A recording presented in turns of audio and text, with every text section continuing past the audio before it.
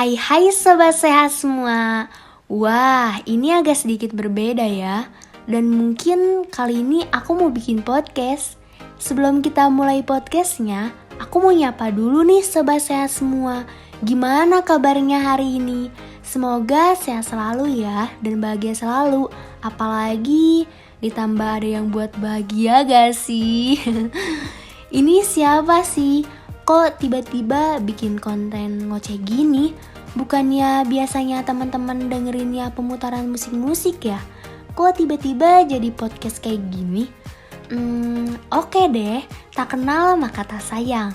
Tapi udah sayang jangan ditinggalin ya. Nama aku An Umi Lakunia Saleh, mahasiswi Poltekkes Kemenkes Bandung. Jadi, kali ini aku bakal nemenin sobat sehat nih sharing dan ngobrol santai tentang kesehatan, khususnya anak-anak remaja Indonesia, apalagi anak SMA yang mungkin bisa dibilang menjadi salah satu sorotan banyak diderita sama anak remaja dan menjadi salah satu penyebab angka kematian yang cukup tinggi juga nih pada remaja. Mungkin sobat sehat pernah mendengar kan diet seimbang, tapi masih awam kan kalau diet seimbang itu dapat mencegah penyakit? Wow, penyakit apa tuh? Yuk kita dengerin podcast aku, warawiri ngomongin kesehatan sambil santai bareng aku ya. Sebelumnya teman-teman tahu nggak sih apa itu diet seimbang? Pasti ngiranya diet seimbang itu tidak boleh makan nasi selama seminggu kan? Oh, tentu jelas salah. Yang ada juga malah sakit dong ya. Nah, diet seimbang itu adalah prinsip yang mendepankan asupan nutrisi dalam jumlah yang tepat. Jadi, teman-teman semua harus tahu nih jumlah porsi yang dikonsumsi. Contohnya, karbohidrat, protein, lemak, vitamin, dan mineral yang harus dipenuhi. Lalu, jenis yang dikonsumsi dan juga jadwal makanan yang harus diperhatikan. Teman-teman semua harus biasakan juga nih mengkonsumsi lauk pauk yang mengandung protein tinggi. Mungkin aku merasakan di usia teman-teman sekarang yang dimana males banget buat makan ikan atau yang mengandung protein tinggi. Pasti lebih sukanya jajan seblak, basreng. Oke, aku mengerti dan aku pun suka banget sih. Sebenarnya boleh kok teman-teman mengkonsumsi jajanan tersebut, tetapi harus tetap membatasi mengkonsumsi makan tersebut ya, agar gizi yang teman-teman dapat itu seimbang. Nah, sekarang sobat saya semua udah kebayang sedikit kan tentang apa sih itu diet seimbang? Sebelum aku lanjut ke pembahasan selanjutnya nih. Jadi, harus diperhatikan juga nih contohnya. Teman-teman pasti suka dong sama yang manis-manis, apalagi kayak aku gak sih? Bukan. Maksudnya, teman-teman boleh mengkonsumsi yang manis-manis, tetapi ada anjurannya. Konsumsi gula per orang dalam sehari itu sebaiknya 4 sendok makan.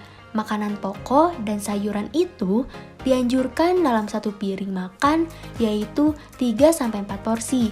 Contohnya, kalau teman-teman sekali makan mengambil 2 centong nasi, maka teman-tean juga harus mengambil 2 centong sayur agar mengimbangi gizi yang didapat oleh tubuh, atau bisa dibilang 2/3 makanan pokok dan sayuran.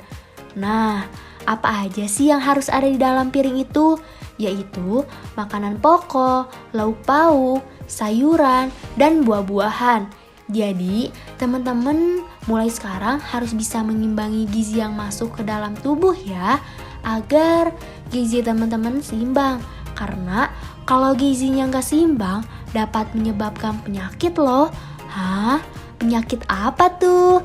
Pasti teman-teman pernah mendengarkan penyakit diabetes.